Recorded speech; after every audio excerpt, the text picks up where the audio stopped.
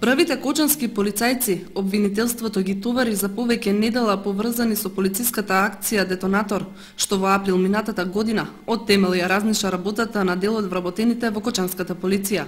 Првообвинетиот Тодоровски пред судијата на првото судско рочиште ги отврди сите обвиненија против него. Демантира дека од негова страна се вршил рекет на сограѓани, нудел готови решени тестови за полагање на возички испити, како и наводите на обвинителот дека на сограѓанин привремено вработен во Италија му дал ветување дека ќе ги повлече измислените пријави за сообраќајни прекршоци, а за возврат печалборот да му подари автомобил. Тодоровски пред судот го отврди обвинението како неосновано дека при вршење на највисоката функција во Кочанската полициска станица немал никаква врска со серијалот криминални дејанија во кои голем дел од евидентираните тепачки во Кочани во полицијата се заведувале само како прекршочни испади. Дел од обвиненијата што го товара Тодоровски, обвинетиот ги префрли кон неговиот бивш најблизок соработник, второ обвинетиот екс-заменик полициски началник Санде Стојменов.